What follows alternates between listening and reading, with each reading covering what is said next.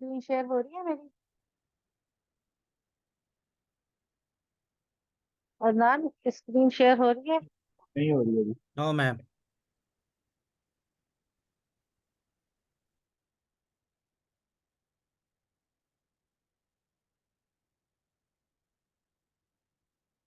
अगर बताओ कंफर्म करते हो तो फिर क्लास आगे करते हैं। स्क्रीन शेयर हो रही है कि नहीं? स्क्रीन शेयर नहीं हो रही। हेलो। स्क्रीन शेयर नहीं हो रही मैम। हेलो। आ रही है? आवाज आ रही है आपकी, लेकिन स्क्रीन शेयर नहीं हो रही। हेलो। हेलो। हेलो।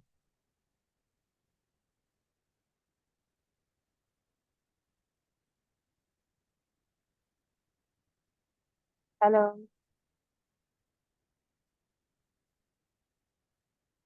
आपकी आवाज आ रही है पर स्क्रीन शेयर नहीं हो रही। अगर कोई क्लास में है ही नहीं तो फिर जी जी, क्लास खत्म ना। स्क्रीन शेयर हो गई है। आवाज आ रही है? जी जी, अब आ रही है और स्क्रीन भी शेयर हो रही है। ओके। अगर तुम रिस्पॉन्स नहीं दोगे तो जब क्लास खत्म कर दूंगी, क्योंकि फिर और कोई है ही नहीं क्लास में। मैम हम ऑल दो। रिस्पॉन्स मैं रिस्पॉन्स दे रहा था आपको, मेरे ख्याल से आवाज ही नहीं आ रही थी। आई थिंक, हाँ, मुझे आवाज नहीं आ रही थी। अच्छा, ये कहते हैं कि ये चीज और इन डेप्थ हम जैसे जैसे पढ़ते जाएंगे, जितने लोग एआई के बारे में ये बोल रहे होते हैं, जरा डिस्कवर करना इस चीज को कि एआई दुनिया को खत्म कर देगी और ये हाइप है। वो ज्यादातर उनका बैकग्राउंड, ये ज्यादातर नहीं, 99% उनका बैकग्राउंड एआई से होता ही नहीं है। जितने भी लोगों ने इसके बारे में इस तरह की चीजें भी लिखी हैं और आर्टिकल्स लिखे हैं, उनका एक अपनी ऑब्जर्वेशन होती है कि ऐसा होगा। वो सोशल साइंटिस्ट होते हैं इस तरह से, लेकिन एआई वाले बंदे नहीं होते अब। और फिर अगर वो लोग ये कहें कि एआई की जो पर्सनल्स हैं वो इसलिए इसको बोल रहे हैं क्योंकि ये उनका काम है और इससे वो कमा रहे हैं, तो as such, as far as I understand, ऐसा नहीं है। क्योंकि बहुत सारे लोग ऐसे भी हैं दुनिया में जो एआई में काम करते हैं, और अगर वो देखेंगे कि ये चीज हर्ट कर रही है दुनिया को तो वो काम ही छोड़ देंगे। मैम कुछ ना लेकिन कुछ तो एआई ने हर्ट किया है ना। जैसे वो एक कैसे? गूगल ब्रेन्स का कोई डायरेक्टर था, वो कह रहा था कि कोई ऑर्गेनाइजेशन हो जो इसको कंट्रोल करे।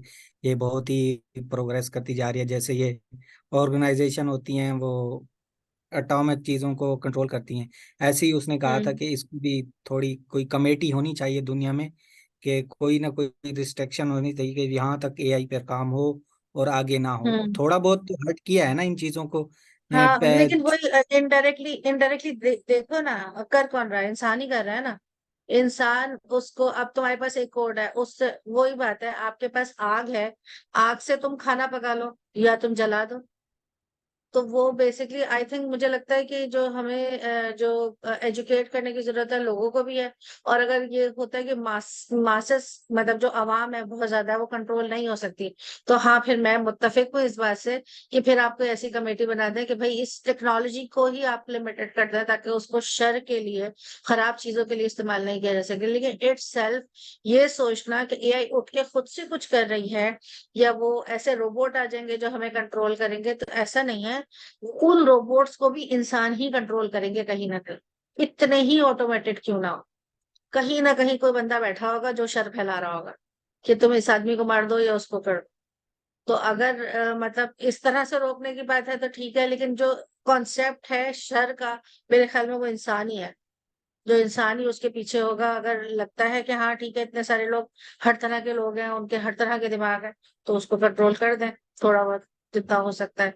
मतलब खास तौर पे आम, जिन चीजों से डिस्ट्रक्शन फैल सकती है। अच्छा, अगर उसामा तुम यहाँ हो तो तुम इसको रिकॉर्डिंग पे दोबारा लगा दो, हम आगे अपनी पढ़ाई की तरफ जा रहे हैं दोबारा।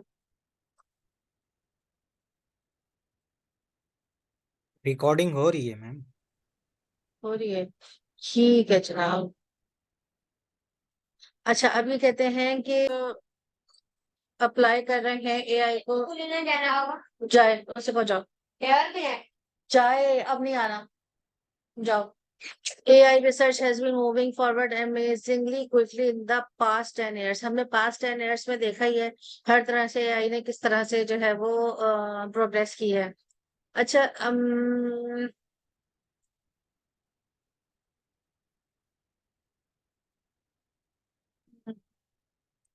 अच्छा, and neither does your accountant, और अकाउंटेंट भी यूज नहीं करना कर रहा, तो you probably don't use AI technologies very of in your day to day life. Of course अभी भी हम शायद इतनी ज्यादा technologies day to day life में नहीं वो कर रहे हैं, लेकिन इम्प्लीमेंट नहीं कर रहे हैं। लेकिन क्या है, you can ask your smartphone simple question. हम अपने स्मार्ट फोन से क्वेश्चंस कर सकते हैं, बर्थडे की फोटोज गूगल पे डाल सकते हैं। तो ये कुछ एग्जांपल्स दे रहा है कि किस तरीके से जो है वो हमारा एआई हमारे पास काम कर रहा है।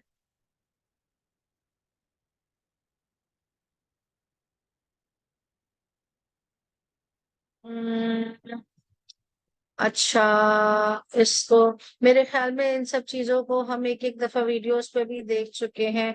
अर्ली न्यूरल नेटवर्क को भी हम पढ़ चुके हैं। अब यहाँ पे हम, as neural network started to gain some respect among researchers in 1990s thanks to this first success। या इसको भी हमने देखा था, हमने डेटा को अलग अलग करके एक हाइपर हाइपर समथिंग लाइन बनाई थी। अच्छा, एसवीएम, मैंने कहा था तुम लोगों से कि एसवीएम के बारे में थोड़ा सा देखना कि सपोर्ट वेक्टर मशीन क्या करती थी।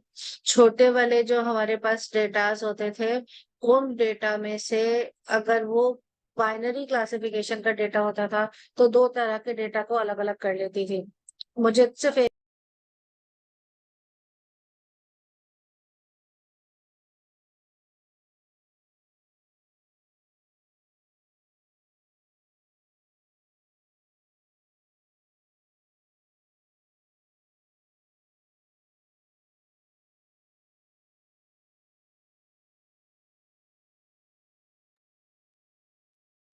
अच्छा, अब जब क्लासिफिकेशन की प्रॉब्लम होती थी जिसके अंदर टू क्लासेस होती थी, जैसे हम पढ़ ही चुके हैं, कैट्स और डॉग्स की दो क्लासेस हैं। और उसमें जो है ये एसवीएम क्या करता था, इन डेटा को अलग अलग कर दिया। फिर जब जब डेटा बड़ा हो गया और उसमें हमें मुख्तलिफ किस्म के क्वेश्चंस और प्रॉब्लम्स ऐसे आने लगे कि जिसमें हमें बाइनरी के अलावा, बाइनरी क्लासिफिकेशन के अलावा को क्लासिफिकेशन करनी हो, तो फिर हमारे लिए जो ये न्यूरल नेटवर्क था ये काफी ज्यादा काम का था। अच्छा, इसलिए क्या करता था, एक एक मार्जिन, एक बाउंड्री बना देता था कि ये वाले जो सैंपल्स हैं, ये जो है ये वाले सैंपल्स हैं, ये वाले जो सैंपल्स हैं, ये वाले सैंपल्स हैं। इस टेक्निक को पहले जो है हम क्या, डेटा और high dimensional representation where a classification problem become simpler. अब जो क्लासिफिकेशन की प्रॉब्लम होती थी वो सिंपलर इस तरह से हो जाती थी कि वो डेटा को ही अलग, फिर दोबारा एक थोड़ा सा बता देती हूँ। यहाँ पे जो ये लाइन ड्रॉ हुई है, इसको ये हाइपर प्लेन कह रहा है। ये हाइपर प्लेन्स के की जो लाइन ड्रॉ होती थी, इसमें एक नई रिप्रेजेंटेशन स्पेस बनाता था। You don't have to explicitly compute the coordinates of your points in the new space। अब आपको एक न्यू स्पेस की जरूरत नहीं थी कि जहां पे आप कोऑर्डिनेट्स के जो है वो आंसर्स को कैलकुलेट करें। तो ये कहता है coordinates your points and you just need to compute the distance between. ये क्या करता था, एक डेटा पॉइंट से दूसरे डेटा पॉइंट के बीच का जो डिस्टेंस होता था उसको देख लेता था कि ये इतना होगा, which can be done efficiently using a kernel function. और जिसके लिए एक फंक्शन इंट्रोड्यूस किया गया जिसको हम कहते हैं कर्नल फंक्शन। अब कर्नल फंक्शन के बारे में भी जब हम neural network, kernel function is computationally tractable operation that maps any two points in your initial space. ये क्या करता है, ये फंक्शन क्या करता है, कंप्यूटेशन करता है उन दो पॉइंट्स के बीच में, उन दो डेटा पॉइंट्स के बीच में कि इसके बीच में स्पेस क्या है, to the distance between these points in your target representation. और उस स्पेस को टारगेट करेगा कि जो आपका एक्चुअल स्पेस होना चाहिए। इसको कंफ्यूज उससे मत करना, इनपुट लेयर और आउटपुट लेयर वाला जो हमने जो है उसके बीच में जो लॉस फंक्शन लगाया था, वो भी वो कुछ इसी तरह का है, लेकिन वो अलग चीज है। ये डेटा पॉइंट्स के बीच में जो है स्पेस को कंप्यूट कर रहा है, ठीक है, completely bypassing the explicit computation of new representation। और उसके बाद ये कंप्यूट करेगा न्यू रिप्रेजेंटेशन को। Kernel functions are typically crafted by hand rather than learn from data. ये जो है ना, जब पहले थे तो किस तरह से होते थे, ये हैंड क्राफ्टेड थे, लर्न डेटा डेटा लर्निंग नहीं करते थे। In the case of SVM only the separate hyper plane is learn. इसकी वजह से एसवीएम जो था वो क्या करता था, वो सेपरेटली हाइपर प्लेन जो है वो लर्न करता था। At the time they were develop, जब वो डेवलप हो गए, SVMs exhibit state of the art performance. उसके बाद एसवीएम की परफॉर्मेंस ज्यादा बढ़ गई। पहले एसवीएम क्या कर रहा था, सिर्फ डेटा का हाइपर प्लेन बना के एक तरह का डेटा एक तरफ कर रहा था, दूसरी तरफ दूसरे वाला डेटा दूसरी तरफ कर रहा था। जब कर्नल फंक्शन आया, कर्नल फंक्शन ने उन डेटा के बीच का जो स्पेस था उसको कंप्यूट करना शुरू किया, जिसकी वजह से इसकी परफॉर्मेंस क्या हो गई, हाई हो गई। सिंपल क्लासिफिकेशन प्रॉब्लम आसान हो गए and were one of the few machine learning methods backed by extensive theory and amenable to serious mathematical analysis. बार बार हम मशीन लर्निंग हम पढ़ेंगे, डीप लर्निंग, और बार बार हम मशीन लर्निंग की तरफ इसलिए जा रहे हैं क्योंकि हम मशीन लर्निंग के भी प्रॉब्लम सॉल्व करेंगे, डीप लर्निंग के प्रॉब्लम्स भी सॉल्व करेंगे आगे जाके, क्योंकि अभी भी बहुत सारे काम मशीन लर्निंग में भी होता है जब स्क्रैच से आपको कोई चीज बनानी है। दूसरी चीज ये कि जो चीजें मशीन लर्निंग में हम यूज करते थे जैसे कर्नल, और अगर हम वो डीप लर्निंग में भी यूज कर रहे हैं तो वो उसको थोड़ा सा आपको ज्यादा करके बता रहा है कि हाँ ये चीजें थी। तो जब आप पॉइंट्स कनेक्ट कर रहे होंगे बाद में, लाइक जब आप काम कर रहे होंगे प्रैक्टिकली और उसके बाद हम कर्नल यूज करेंगे डीप लर्निंग में, तो इस वजह से वो पहले से बता रहा है कि यहाँ पे इसका यूज ऐसे होता था, अब ऐसे कर लें। Then well understand. अच्छा, because of these useful properties, SVMs became extremely popular in the field of long time. तो ये SVM जो है इसी वजह से काफी ज्यादा पॉपुलर है। But SVM prove hard to scale to large data set. अब जब काम अच्छा होने लगा लेकिन लार्ज डेटा सेट्स के ऊपर जाके इसकी जो एफिशिएंसी लेवल होता था वो डाउन हो जाता था और रिजल्ट अच्छा नहीं आता था। जैसे कि image classification, because an SVM is a shallow method. SVM क्या है, एक शैलो मेथड है। Applying an SVM to perceptual problem requires first extracting useful representation manual. जो यूजफुल रिप्रेजेंटेशन हम डीप लर्निंग से अब निकालते हैं, एडजस्ट निकालना, या इसमें जैसे तुम लोग देखते हो ना, अगर तस्वीर फॉर एग्जांपल इमेज, अपना इमेज ले रहे हो, तुम अपनी एक पिक्चर बना रहे हो, तो वहां पे एक बॉक्स आ जाता है जो सिर्फ फेस के ऊपर आता है। तो क्या है, वो फेस जो है उसने फेस को डिटेक्ट कर लिया, वो उसके लिए एक यूजफुल इंफॉर्मेशन है, यूजफुल रिप्रेजेंटेशन है। तो ये कहता है कि एसवीएम से जब हम काम कर रहे थे और बड़े डेटा सेट पे हमें काम करना होता था, खासतौर पे इमेज पे जाना होता था, तो जो हमारी यूजफुल इंफॉर्मेशन होती थी वो हमें मैनुअली करनी पड़ती थी। इसको हम फीचर इंजीनियरिंग पहले भी कहते थे, जो कि मैनुअली हैंडक्राफ्टेड थी शायद। और ये क्या था, बहुत डिफिकल्ट और ब्रिटल थी, इसलिए कि इतना ज्यादा डेटा के ऊपर काम करना, इट वाज रियली डिफिकल्ट।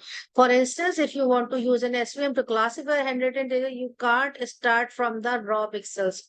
अगर एसवीएम को आपने हम तो रॉ पिक्सल से स्टार्ट करते हैं, जब न्यूरल नेटवर्क पे जाते हैं तो हम पिक्चर डाल देते हैं और वो पिक्सल से स्टार्ट हो जाता है उसकी लर्निंग।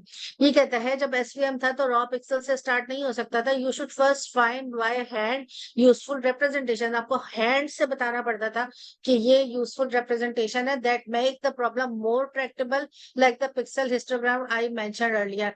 अच्छा उसके बाद जो है वो उसके लिए आसान होता था उसको आइडेंटिफाई करना, इसकी यूजफुल रिप्रेजेंटेशन को। अदनान, तुम्हें समझ में आ रहा है ना मैं क्या बोल रही हूँ?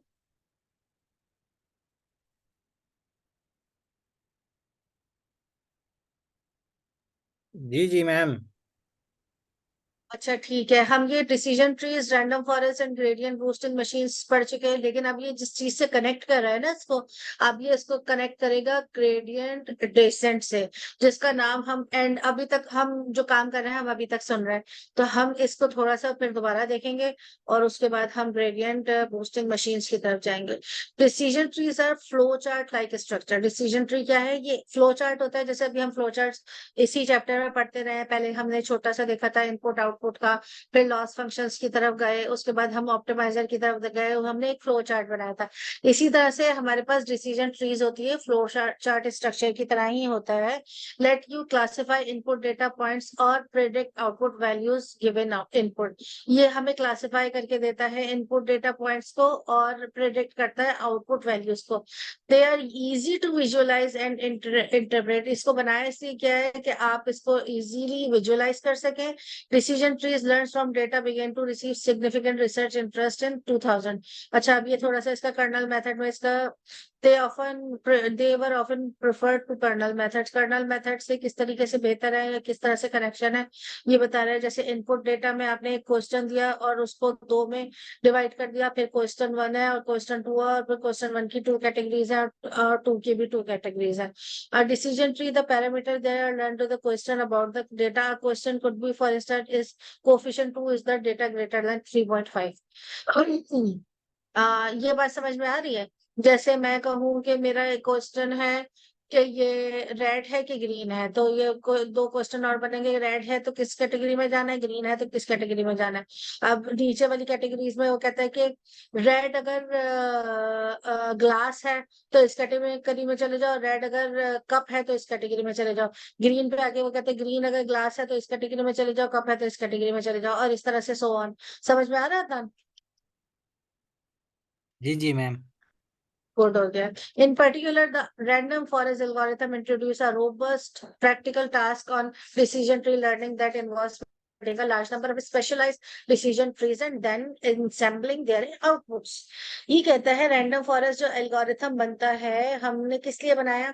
एक तो हम प्रैक्टिकली उसके ऊपर काम कर सकें, उससे लर्निंग करा सकें, हम एक बिल्ड कर सकें नंबर ज्यादा, एक बड़ा स्पेशलाइज्ड डिसीजन जहां पे वो डिसीजन लेता रहे और आगे जाता रहे, जिससे हमें एंड में डिजायर्ड आउटपुट आ जाए. Random forest are applicable to a wide range of problems. ये जो है काफी ज्यादा बड़े प्रॉब्लम्स के ऊपर एप्लीकेबल है. और क्या कर सकते हैं इसमें. You should say that there is almost always the second best algorithm for any shallow machine learning task. Shallow machine learning task जो हम पढ़ चुके हैं, जिसमें हमने क्या देखा था, एसवीएम किस तरीके से काम कर रही थी. तो फिर भी हम कोई भी एल्गोरिथम बना लें तो हम हमारे पास ये गुंजाइश रहती है ना कि जैसे हम इससे बेहतर कोई चीज बना सकते हैं. जैसे अगर इस वक्त दुनिया में 50 लाख गाने बन चुके हैं, तो क्या उसके बाद एक और गाना नहीं बन सकता, एक और ट्यून नहीं बन सकती. ट्यून भी बन सकती है, शायरी भी हो सकती है, गाना भी बन सकता है. इसी तरह पे से हमारे पास बहुत गुंजाइश है बहुत और चीजें बनाने की और करने की. You could say that they are almost always the second best algorithm for any shallow machine learning task. तो आप कह सकते हैं कि इसके अलावा भी कोई और चीज हो सकती है जिसमें आपको बेहतर कोई चीज मिल सके. When the popular machine learning competitions website Kaggle. Kaggle के बारे में जानते हो तुम? थोड़ा सा डिफाइन करो. मैम ये जो डाटा साइंटिस्ट होते हैं यहाँ पे बड़े बड़े, यहाँ पे इनकी प्रोफाइल्स होते हैं, इन पर डाटा सेट्स भी होते हैं मुख्तलिफ किस्म के. फिर वो जो लोग अपना अपना डाटा सेट, फर्ज करो किसी चीज़ फ्लाइट प्रेडिक्शन करनी है, फ्लाइट्स का डाटा करके तो खुद कलेक्ट करते हैं, उनको क्लीन वगैरह करके इन पर पब्लिश कर देते हैं. हम्म. और बाकी चीज़ें भी होती हैं, डिस्कशन भी होती है, बाकी चीज़ भी होती है, इस पर रैंकिंग भी होती है, बस यही चीज़ होती और इनके पास अपने काफी सारे डेटा सेट्स पड़े हैं, अपने प्रॉब्लम्स पड़े हैं. इस पे है. आप जाके उसको किसी भी मॉडल को ट्रेन करके देख सकते हैं. अगर कॉम्पिटिशन भी वो होती है. मॉडल बहुत सारा बड़ा बड़ा सा मॉडल नहीं है तो उसको देख सकते हैं. कॉम्पिटिशन्स इनके होते रहते हैं, कॉम्पिटिशन्स में आप पार्ट लेके वही सारी चीजें जो तुमने बताई है वो भी कर सकते हैं. प्री ट्रेन मॉडल भी उठा सकते हैं, जो डेटा पड़ा हुआ है उसको भी उठा सकते हैं. बस प्रॉब्लम, अगर कोई प्रॉब्लम स्टेटमेंट इन्होंने दी हुई है कि ये बना के दिखाएं, तो आपने एट द एंड वो बना के दिखाना है कंपटीशन में. और अगर इन्होंने ये कहा हुआ है कि आपने अपनी कोई चीज इंट्रोड्यूस करानी है तो आप वो चीज भी कर सकते हैं. तो ये कहते हैं कि केगल जो है, केगल के ऊपर आ जाओ यार. केगल के ऊपर इस तरह की चीजें पर 1 मिनट रुकना.